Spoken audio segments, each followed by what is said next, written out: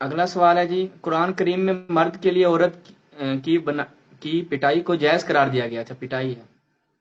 عورت کی بنائی ہوئی روٹی کو جائز قرار دیا ہے۔ اس کی شرائط ہیں، کافی زیادہ شرائط ہیں، اور وہ بھی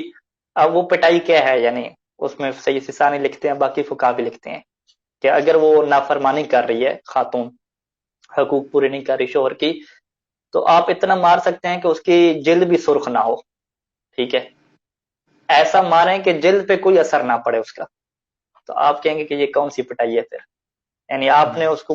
مارنا بھی ہے اور جلد بھی اس کی سرخ نہ ہو، تو یہ کیسے ہو سکتا ہے؟ اگر جلد سرخ ہوگی تو پھر دیت آپ کو دینی پڑ جائے گی، ٹھیک ہے، تو اس کی باقی شرائط بھی موجود ہیں کہ یہ بالکل آخری رائے حل ہو۔ آخری رائے کیا مطلب؟ کہ اس خاتون کا گھر ہی اسی سے بچ سکتا ہو، اور نصیحت کر لی، تبلیغ کر لی، اب ایک مرلہ آخر پہ کیا ہے کہ آپ طلاق دیں گے، بچوں کی زندگی ساری خراب ہو جائے گی، سارا ماحول خراب ہو جائے گا، وہاں پہ اگر آپ کہتے ہیں کہ ایک چنے تھپڑ لگ گیا تو یہ سارا نظام کیا ہے، بچوں کی زندگی سنبھل جائے گی، گھر ایک جنت بن جائے گا، تو وہاں پہ شریعت نے اجازت دی ہے، لیکن وہاں پر بھی کیا ہے، آپ اتنا نہیں مار سکتے کہ اس کی جلد سرخ ہو جائے یا کلر اس کا چینج ہو جائے، جلد سرخ یا کلر چینج ہو گیا تو گناہگار الگ سے ہوں گے، اور اس کے بعد کیا ہے جناب علی، دیت الگ سے آئے گی، اور جو اہم شرط اس میں رہتی ہے، چاہے بچوں کو مارنے کے لیے ہو یا بیوی کو مارنے کے لیے ہو، ادب و آداب کے لیے اہم شرط کیا ہے کہ آپ قربتاً اللہ کی نیت سے مانیں، اللہ کی جو ہے وہ اطاعت کی نیت سے مانیں، نہ کہ اپنے غصے کو ٹھنڈا کرنے کے لیے،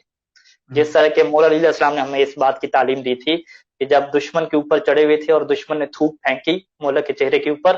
تو مولا کیا ہے وہاں سے اٹھ گئے، تو کسی نے پوچھا آپ اٹھ کیوں گئے تھے؟ اسی وقت کیا ہے اس کا سر قلم کر دیتے، تو فرمایا تھا کہ میں نہیں چاہتا تھا کہ میرا ذاتی غصہ جو ہے وہ اللہ کی اطاعت کے اندر کیا ہے شامل ہو جائے،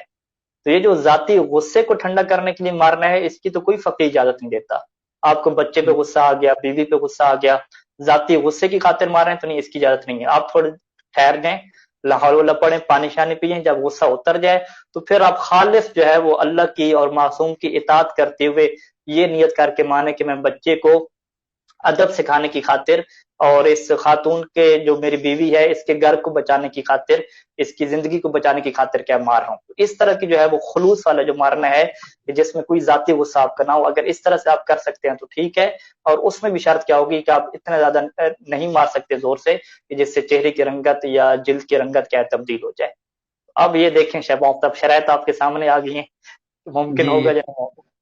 بعض وہ تو فزیک پہ ڈیپینڈ کرتا ہے نا قبلہ، کسی کی فزیک پہ اتنی سا بھی زور سے نہیں، ہوتا ہے زور کسی۔ زور سے نہیں، زور سے نہیں مار سکتے، زور سے مارنے کی اجازت نہیں ہے، لا شدید اچھا، لکھا، لا وہی بد میں ان لا یکون مدمین، یعنی وہ ایسی ضرب ہو، ایسی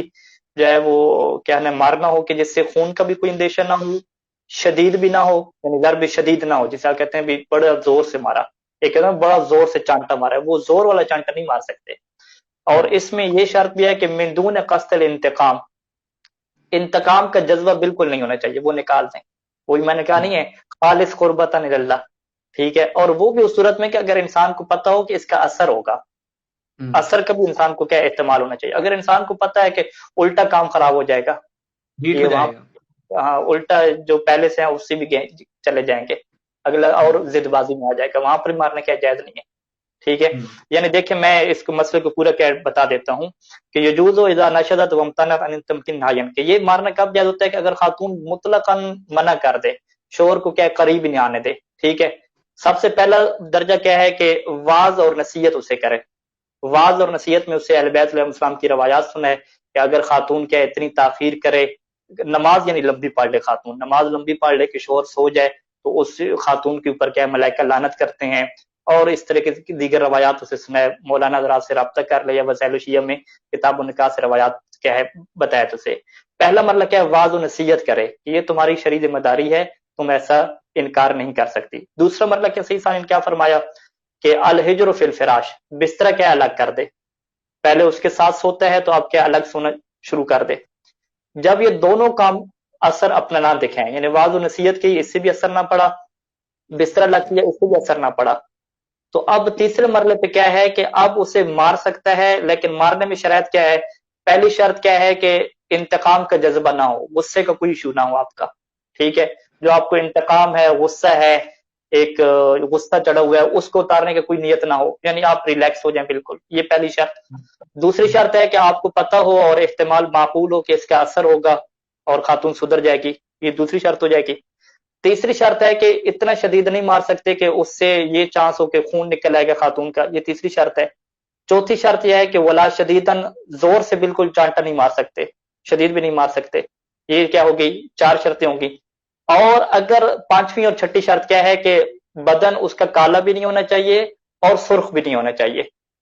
ان 6 شرائط کی پابندی کرتے ہوئے اگر کوئی قربت اللہ مارتا ہے تو وہ کیا مار سکتا ہے, وہ بھی کب کہ اگر اس کو ساتھ پتہ ہو کہ اس کا اثر ہوگا.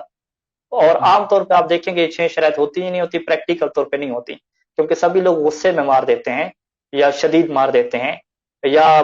عام طور پہ ضد بازی کا کیا خطرہ ہوتا ہے کہ ضد بازی ہو جائے گی, اثر ہی نہیں ہوگا. لہٰذا یہ مسئلہ تو ہے قرآن مجید کا, لیکن پریکٹیکل طور پہ جو شرائط کو آپ دیکھیں, جو روایات اہل بیت علیہ السلام میں بیان ہوئی ہیں اور جو سید سیستانی نے بیان فرمائی ہیں انہی روایات کی روشنی میں, تو پھر یہ آپ کو پریکٹیکل ہوتا ہوا نظر نہیں آتا.